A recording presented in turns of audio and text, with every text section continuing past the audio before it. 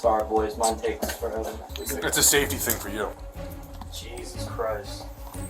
It's cold. It's cold. It's cold. It's cold.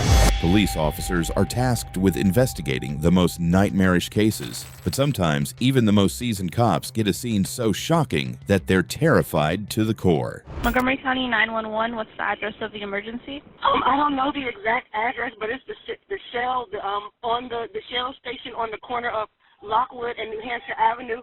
They just got robbed and somebody got shot. I don't know if somebody got shot, but I heard gunshots. Okay, ma'am, please take a deep breath, okay? I need you to try and give me the address. I don't know the exact. It's on the corner of Lockwood and New Hampshire Avenue. I'm pulling back up. I had to wait for the suspect to leave. Can I give you his description while it's still in my head? Yes, go ahead. He had on khaki pants, a blue shirt with a blue do-rag covering his head, with a gray hat, with a blue hoodie, and then a tan coat. He walked from the gas station over across the street into the Enclave. I'm pulling back up to the gas station right now. Okay, let me see if I can try to see which one it is. It's 11150 New Hampshire Avenue. Okay. On December 8th, 2022, officers of the Montgomery County Police rushed to a store in Silver Spring, Maryland, after receiving multiple 911 calls. At the scene was the lifeless body of a store clerk who had been fatally shot after a brief altercation with a customer.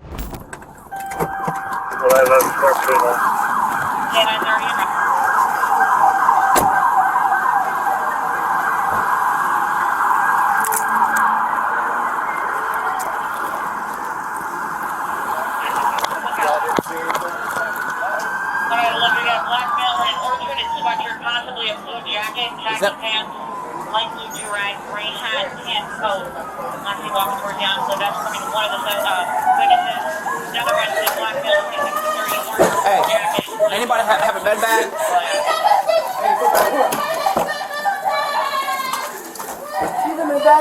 Yeah. Okay, you got it.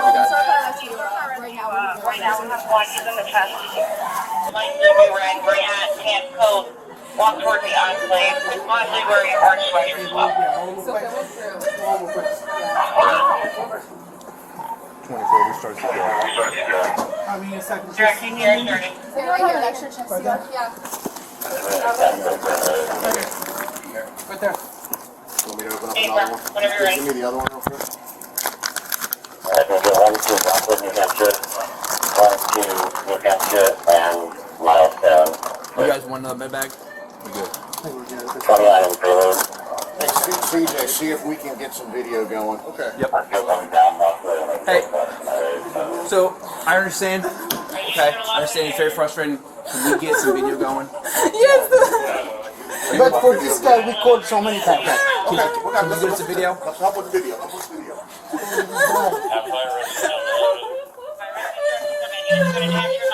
He's okay. We're working on him, okay? He's not alive. That's not good. We're working on him. I don't know what to do.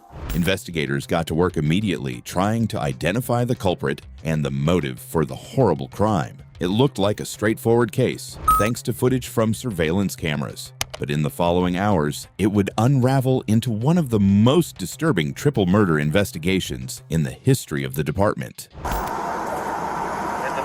Officers just went in about 10 minutes ago to get me a receipt for my gas. Okay. So find out what's going on. Can I get the receipt and get out of here? No, we're not going to be able to get you that receipt today. This is a crime scene right now, okay? Well, he said he's going to get it. He took my information. He took the pump number. He took the gallons. He took the amount of money. We just said, I'll go in and get it. We just had someone shot and they're dead now. The last thing we'll worry about is a receipt. I apologize, but right now we got too much going on, sir. I completely understand, but we're not. Okay. Can I get my card back from him with the information? Was it a credit card? No, it was a business card, and on the back of the business card, I had all the information. Because if I don't get something, I'm not going to get paid $55. Do you know what officer took it by chance? What do they look like? He was a white man. Okay. He went in. He hasn't come out. He went in. He has not come out. Was he in uniform? Yes, he was in uniform. Okay. Give me 1 second. Okay?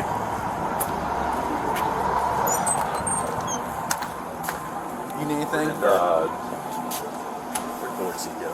Right over there. We think we have a name. I think we're trying to link it. Trying to figure out. That's the troptrespass notice? Yeah. That's what I was going to Okay, I don't think she has it. I think Abby has it. And I think she's opening that first car. So I think she's running some names. No, this guy we already called last week. Okay. The police doesn't show up. They don't catch this guy. He was here last week. I already mentioned to the cops. Okay. So what he does is he stay outside in front of, and he asks people for money. When they don't give it to him, he just, he's kind of a little bit aggressive most of the time. Yeah. And I don't know, last week maybe, it's a Wednesday? Yeah. Or I'll say Thursday or Wednesday, one of the day. Okay. He was here, and he was doing like too much outside and inside. So Okay. I told this guy to leave. Correct. He don't want to leave. Huh? No, I'm okay. Do you have everything from back there? Okay. Yeah. I have all theirs, but He didn't want to leave. and I got the victim. Okay. So he didn't want to leave. Okay. So I called the cop, and they came, but when they arrived, he already left. Okay. But he told me that he's gonna shoot me. He already told me that. He did? Yeah, he told me that he's gonna shoot me. Okay. He said, I'm gonna kill you. I'm gonna get you outside. That's what he told me. Okay. And he knows my car because he always stand outside. When I come in the morning when I park, Yeah. he knows me. But, Okay. On the day it all started, workers at the convenience store within the Shell gas station on New Hampshire Avenue were going about their usual duties. One of them was a 61-year-old store clerk, Ayalew Wondimu. The peace inside the store lasted until 3 o'clock in the afternoon, when one man showed up. The man, identified as 31-year-old Torrey Moore, was well known to staff members, and his arrival was never a good omen for workers at the store. That's because Torrey, who lived across the road at the Enclave apartment complex, had been involved in multiple altercations with staff members. During one of such incidents, he threatened to kill the store manager. Sorry, boys. Mine takes forever. As usual with all my fucking equipment. And It's a safety thing for you. probably is. Jesus Christ.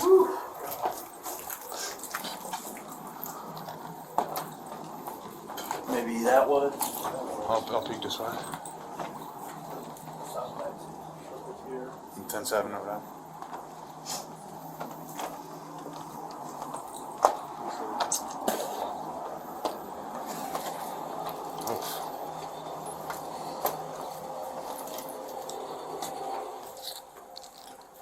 Jesus Christ.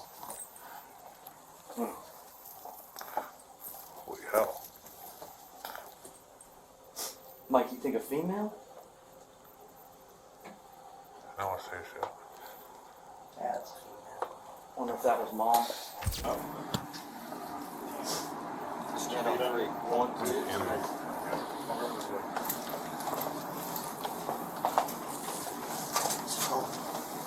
It's cold. It's cold. It's cold. Damn, it's cold. Why you sitting in the cold? Alright. Why can't we sit and eat? Just, is there anything in there that they could get you, pal? Is there a reason why I can't have my clothes? I'm just here, pal. I'm the low man on totem pole. I'm just trying to help you out, get you some I clothes. don't have a lot of clothes. That's okay. I don't have So, are you saying all your clothes are in here? most the ones I be wearing. Okay, fair. Alright. You saying all your clothes are in that bedroom? The ones that I wear, Yeah. the ones that I've been wearing the last few weeks, months, yes. Okay. Or over there in that van over there. Hey, do you know if your oven's off or on? Is it broken? I had it on because obviously the heat doesn't really work well. So you just turn it to the left, or to the left. The up should just be on the right. You said the up should be on the right? Right. He said the up should be on the right? Just grab a seat. Seatbelt, you okay? You bump the heat. Yeah, I'm gonna ask the officer here. Take care of that. Hey, is the other side open? Oh, there we go. You can get some heat going for the fella here. Yeah. Is it not on? Slide over real quick. 7 up. Yeah, we'll go to our office first. Alright, Mr. Moore. Take care, and we'll see you in just a few minutes. You want something to eat? I had just had something to eat, to be honest with you. I'll take something to drink though. All right, because I haven't had anything. I was going to swing by McDonald's for myself, but I might still do coffee or tea or something, you know. You want coffee or tea? Oh yeah. Or some? How about some Coke or something? Or do you want? I'll take coffee. Coffee? I'll take coffee. Yeah. Is it I don't know if we can serve you hot coffee though. Well, let me get some tea, sweet tea. Like a sweet tea, like in a bottle. Or if you go to McDonald's, I'll take $1 tea. You know. I got you, friend. On this day, surveillance footage shows Torrey entering the store and going straight to the shelves to pick the items he wanted. After a few minutes, he was at the counter where he met Ayalew. The two got into an argument, and Torrey picked up an object and threw it at the clerk. In response, Ayalew took a pole behind the counter and hit Torrey. That single action of self-defense would prove costly. Without hesitation, Torrey brings out a gun and fires at Ayalew. He repeated the same action multiple times while the clerk lay down on the floor before exiting with a bottle he picked from the shelf. How you doing in here? I don't really know how to explain it, you know? Like, I feel like I'm having deja vu, man. Like, to be honest with you, I'm trying to figure out if I'm in the exact same cell I was in last time. Are you by yourself? Yeah. I'm like, yo, it's kind of crazy. The irony of this, like, I'm like, yo, for some reason, I feel like I'm in the exact same cell from last time. We got to do the same form as last time. You're in good physical condition. I think you said one last time, right? And you're sober, obviously, you know. And the medication will still say the same medication? Yeah, they haven't given me any. But I'm sure they probably will. Can you just repeat them because it's in your Xanax. Yeah, that's it. Hydro something. Creatine. And what? Creatine.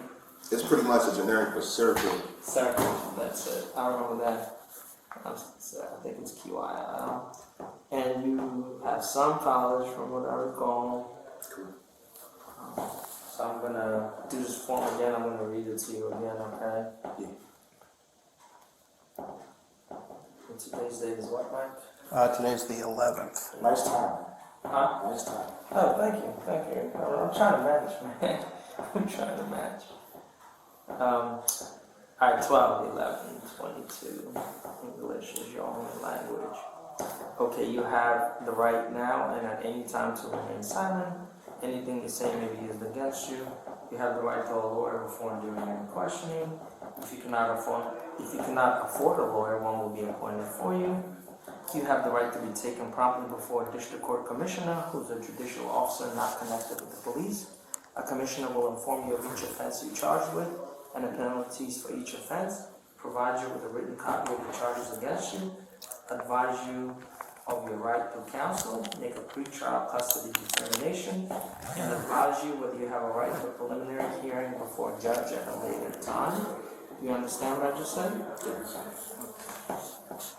Alright, so like I said, so we're doing search warrant, we'll give you a copy for your DNA, because we don't have access to, I think jail does them for booking for everyone, but it's for their purposes, it's not for us. 911 calls. Police arrival and interview. Arrest. The police officers had been able to secure his arrest fairly easily, but they still had to contend with the extremely foul smell coming out of the apartment. The odor was impossible to ignore. While combing through the residence, officers discovered a sight that would stay with them for the rest of their lives. It was the badly decomposed remains of a person. It was so bad that they couldn't tell if it was a man or a woman. How you going for the books? As in, famous. Why? You said why? Yeah. I was working. So I've been planning on writing a book. Honestly, you know, I just didn't quite get around with it. Well, I actually started on one. Yeah. And I think it's in my notes. But I plan on writing all different types of books. But personally, this right here, I feel like this is definitely, you know what I'm saying? A story for the books, you know what I'm saying? People would read it? Yeah. You know? What was the other book about, the one you started writing? It was probably more about getting rich, how to get rich. Because, to be honest with you, I noticed that, like, alright, so, I don't know if you know this, but of course I'm spiritual. So I've read the Outer Will, the 48 Laws of Power, and I started Machiavelli the Prince. So you probably noticed that my own Machiavelli the Prince is still in the Bible, right? So that was the second copy of Machiavelli the Prince that I had. I actually didn't finish the first copy, and when I got the second copy, I got it because it was pretty. You know, the book was pretty. But long story short, my favorite rapper is Tupac. Tupac Shakur, that changed his name to Machiavelli and spell. Sure. So the reason for me wanting to read the book Machiavelli the Prince was because of Tupac, you know. And I was pretty much trying to get to the part where he faked his death, but I didn't ever get to that part. You know what I'm saying? You know that I saw him one time at Baltimore DMV? Huh? I saw Tupac one time at Baltimore DMV. Really? Yeah. You know, Tupac was born in Harlem, in a Harlem jail cell. He moved to Baltimore when he was 12 years old, and he stayed in Baltimore until he was 16. Tupac's from Baltimore? Tupac grew up in Baltimore, man. He knows Jada Pinkett. Him and Jada Pinkett went to the same school, Baltimore Performing Arts. Yeah, I remember being there and people started like Tupac, and it was just like the whole damn thing was like, oh my god, this is Tupac. Right. Yeah. Yeah. When was this? It's kind of crazy. This happened. Oh man, this had to be in the 90s, probably 90s. I was probably about 5. 4, 95, or but it was crazy. It was at the NBA by Montgomery Mall in Baltimore. So once I realized, I was like, okay, out of all these books, right? Yeah. Like you got the 48 Laws of Power, the Ayalew Wondimu, even the Bible.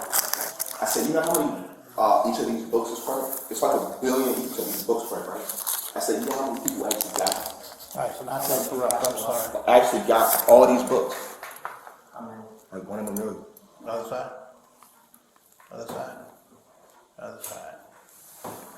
Perfect, thank you, Like sir. 1 in a million, dude. So I'm like, out of all these books, I was like, well, it don't matter how much I talk.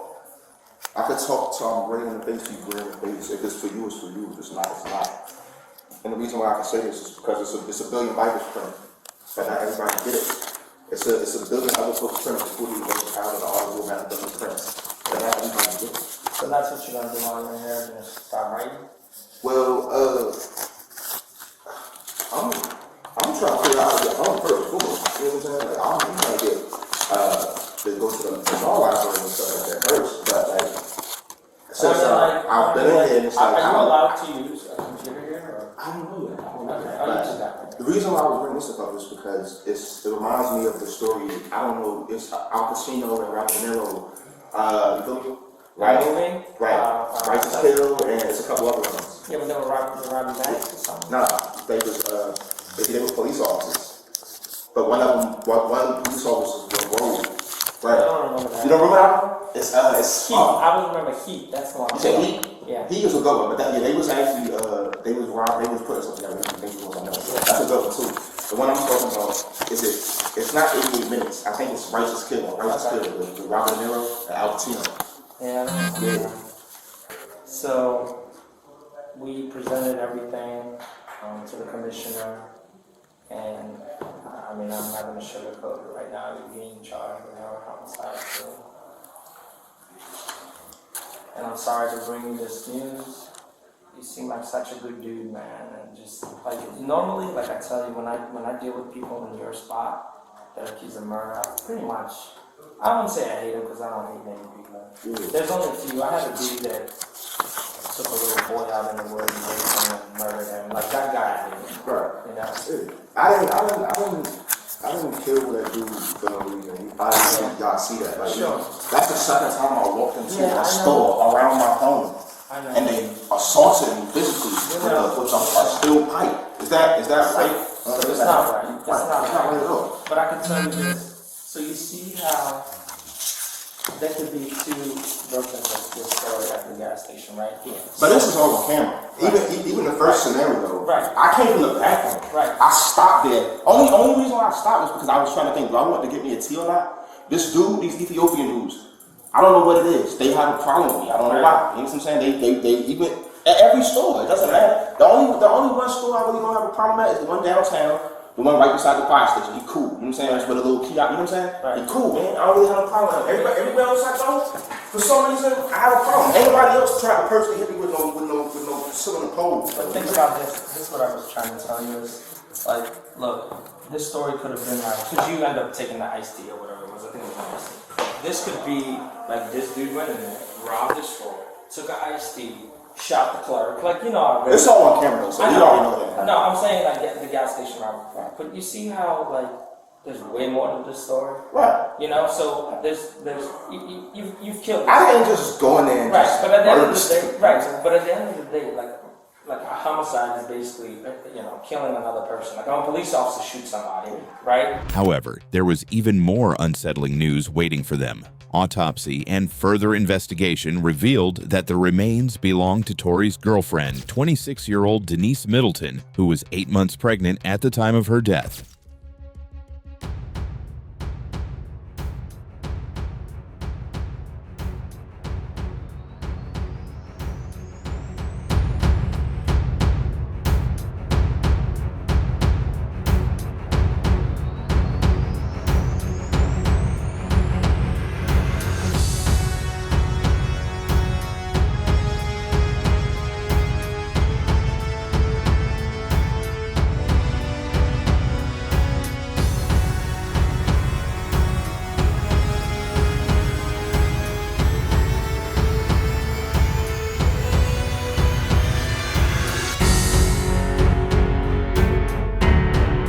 Shockingly, Torrey had lived in the same apartment with the dead body for over a month.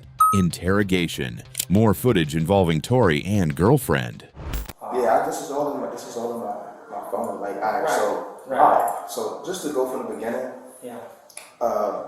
She was staying at 619 University Boulevard East, and of course it's like it's a house where, you know, a female stay, and they each have a room and they have a medication thing. Yeah. You know what I'm saying? So I've been invited over, I've been to her house, but you know, of course she snuck me in and stuff like that, because I guess I'm not supposed to, you know what I'm saying? Yeah. So it was like one of the things, like, I saw how they was treating her, you know? And being that, you know, I've been through homelessness with her, she the one that led me to Progress Place, you feel me? Yeah. She the one, I didn't, like, necessarily when she took me there, I just got something to eat, but I always pay attention to my elders, you know? So as I paid attention to my elders, I realized what was going on. So I stopped going there to eat. I had got food, I wouldn't go there to eat. I would go there to sign in, so I could, you know, take a recollection of where I had been. I was already on probation. You know what I'm saying? So it's like, I'm like this, how do you prove homelessness, right? So I'm like, yo, how do you prove homelessness? It's just what happened that I had reported to my probation officer, which was probably in Chuck County or PC at the time. You know what I'm saying? Because I was incarcerated. I was on probation for the charge in Prince George's County. So I had reported to her that I was homeless. It just happened that it added up to a year. And by the time that I did all the stuff at the Progress Place, it added up to 2 years. So it made me, you know, it made me be eligible for housing, you know? Why did she decide to leave? Like, what was she doing in New York, do you know? Well, that's what I was going to tell you. Yeah. Like, we went to New York together. Okay. We went to New York together. So that's what I was getting at. It's a whole big long story. Yeah, go ahead. So after I realized how they was doing it at 619 University Boulevard, I was like, they taking all your money. Sure. You know what I'm saying? Like pretty much, like you can have your own place. Yeah. And be rent free and still get your money. But instead, these people are taking your money for a room and giving you medicine that you probably don't need. You know what I'm saying? You feel me? So I'm like, yo, niece, like, what, like, you know what I'm saying? Not on top of that, they was trying to illegally evict her. They told her she had to leave in 10 days, and you know, so she kind of had to go anywhere. Right, she didn't have nowhere to go, but at the same time, like, she didn't have to leave that place, but she didn't know that. You know what I'm saying? I'm just letting her know, like, they can't. That's illegal. Yeah, they gotta go through they gotta go through the courts to do that. You know what I'm saying? But in the meantime, you can stay at my house. Right. You know what I'm saying? You're good at my house. And you were already on Oakleaf at that time? Yeah, I've been in the Oakleaf for almost 5 years. Okay, I got you. So at that point, you know, I took her to my house, and we was probably cool and staying over there. Yeah. And eventually, you know, just so I could show her something different, I took her out of town to Virginia. You know, because I know, like, you know, I just wanted to show something different, get out of town. So I went and got a nice hotel at the Marriott. You know what I'm saying? Got the swimming pool jump. We was there for a day or two. And whatever happened, we went outside. I wanted to go to Hampton, to the other side. But she got upset about something. She was like, y'all want to go home. So instantly, I'm thinking, I'm going to spend all this bread. You know what I'm saying? All of a sudden, you want to go home? Like, what happened? So, you know, of course, I want to talk about it. You know what I'm saying? We get into an altercation. I'm guessing this is the charge that the commissioner brought up to me, which I didn't even know about. The one in Norfolk? Right. Yeah. So I'm guessing that's what that is. So you can see that I'm not lying to you. I know. You know what I'm saying? So after that, like, you know, I still got, you know, I took pictures of this other stuff and stuff. She wasn't even, yeah, she wasn't even like hurt. You know, I don't want her to hurt. Sure. You know what I'm saying? So she wasn't even hurt. Like, but at that point, you guys got separated. Yeah, I was on the phone with my mom's before the cops got there. My mom was like, "Yo, I'm not coming to get you if you get out of Virginia, so you better get out of here." Yeah. So I got out of there. You know what I'm saying? So I went back home. I came back from the murder to my house. You know what I'm saying? Like she could have came home with me, but you know, after that, I guess she ended up getting to some type of program, and she was going to get housing. Okay. But so that was in like, I want to say like May or June. If I had my phone, it was because I remember. I think they got the warrant on like June. Right. 6th. So was she pregnant already at that time? Yeah, she had to be. Yeah. So then, how did she end up from Norfolk, Virginia, in New York? Okay, that's what I'm telling you. Right. So after she get into the program, right? I'm very sick, dude. Like, I'm very sick about this show. You hear me? Like I'm real like barely eating. Yeah. You know what I'm saying? Not listening to certain music. You know, this other shorty came to my house. I couldn't even, like, I don't know, I couldn't even get the cheese. You know what I'm saying? You feel me? And she knows that I'm worried about this show. You know what I'm saying? So when she finally hit me up, it was like, it was a relief. Yeah. Like, oh my God, where's we living? And was she like, I'm in New York? Nah, she wasn't in New York. She was in a program in the program in Virginia. In Virginia. Right. She already got housing. Right. Right. So then she kept calling me every day and was telling me about this and the third, and I don't know, she was talking about other dudes, but pretty much, you know, when somebody keep calling you and they somebody they want to be with you. So it was just kind of like shaking my soul a little bit, like, yo, like, you know, personally, like, I feel like, you know, you want to come home, and, you know, but you're nervous, but I'm the only one that, you know, you got, like, ain't nobody else trying to get her home. Right. Like her pops, her sister, nobody else cares. I know. You know, so it's like, I sent her a bus ticket and an Uber, man. So you send her Uber or bus or whatever. She comes from Virginia back to Maryland. To Maryland. To Maryland. And then you're there for probably a few months. Or? Yeah, we were staying together for months and all that. You know what I'm saying? And then how did she end up in New York? Or both of you said went to New York. Well, that's what I was going to say. Yeah. So after she got back from Virginia, I mean, she's probably, you know, left the house and came back and stuff like that. You know what I'm saying? All different types of stuff. You know what I'm saying? But at the same time, like she came back. You know what I'm saying? Like she always come back, and that's what I guess that's what did me. Like you say that you don't want to be here or you don't want me, but you always end up coming back. You know what I'm saying? So it's like, you know, yeah. So at the end of the day, I'm like, no, I just took it upon like to show something different again. Like we've already been in Virginia. You know what I'm saying? Let's go to New York this time. Her mom is from Brooklyn. Okay. Right. That's why I said New York. Her mom's from Brooklyn. So then, how long were you there in New York? We got to New York. I got a nice hotel again over in Queens, and it was at the Marriott, you know, and for some reason, like she just, I don't know what it is. We get into it, and then when we get into it, I think we actually stayed that night. You know what I'm saying? We stayed the night and all that. You know what I'm saying? At the Marriott. Yeah, like after we got into it, you know what I'm saying? Whatever, we stayed together and all that. Got up the next morning. Whatever happened, like. I think I was about to go hit a J, and I think I did. So, but you know when somebody tell you don't talk to them? So, but you know, I was cool. I was about to hit the J with her and all that. You know what I'm saying? But she was like, don't talk to me. So when she told me don't talk to her, I was like, all right, then don't talk to me then. You can't hit my J then. You know what I'm saying? You know, just too serious. So I guess she got mad because I didn't want to hit the J, and she stepped off. So when she stepped off, I went down to go run down behind her. But then I seen her go like to the left, so I don't know what she's going down there for. You know what I'm saying? Queens. Right, we in Queens. I'm like, I don't know what she's going that way for, so I go the opposite way. Yeah. It just by happened that, however, I don't even know how, dude. I get to a gas station, I go inside, I think I get some drink. By the time I come back out, she's right there. The same thing kind of something happened in VA. Like after we had got, you know, like lost. I was there, I didn't, like, you know, I had to wait for the buses and stuff, so I, you know what I'm saying? I don't know, dude, I promise you, I don't know how I ran into it. I was coming from all the way back from like the ocean front. Like I'm talking about on a bus ride. Like that's like a bus ride home down there. You know what I'm saying? Like a city bus ride, like a bus ride home. So like I get off like halfway because I gotta take a piss. You know what I'm saying? I walk to the 7-Eleven and she's staring at me with some other dude. Okay. You know what I'm saying? I'm like, oh, fuck, I'm on, you know what I'm saying? So I instantly, like, I get my drink, spend some money so I can, clock my whereabouts. You know what I'm saying? I come back outside. I'm like, what's up to? They gone. You know what I'm saying? They gone. So she left. Right. She went off with whoever. You know what I'm saying? So at that point, you came back. Yeah. At that point, I came back home, and then a little. Sometime after that, maybe a week or two after that. You know what I'm saying? Is when she eventually came back. And that's when, from what I recall, you said it was a few days after the whole door, somebody moved the door. Nah, this was the New York thing. So okay, so I miss my. You're not a monster, because you got monsters and you got people that made mistakes, and you're a person that made a mistake, okay? And the bottom line, I'm going to say it flat out: you shot her, and when you shot her, that made you sick to your stomach. No, that's not what happened. That's not exactly what happened at all. I already threw up. I promise. You know what I mean? I didn't shoot her. Like, we was fighting, and I told her, like, she had already saw me getting sick. You know what I'm saying? I got sick on the bus, or before we got on the bus. I threw up on my slippers or whatever I was wearing. I threw up. No matter when you threw up. And then I threw up more than once. That's what I'm trying to tell you. Okay, but no matter what I'm trying to tell you, no matter when you threw up, it doesn't matter.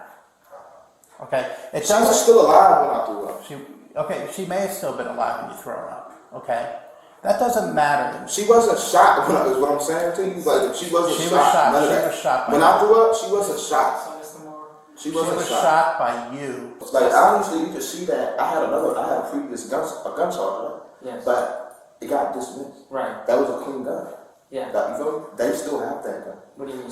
The gun that I was caught with, yeah. The police still got it. Okay. So now you would have to say, well, where does he get another gun from?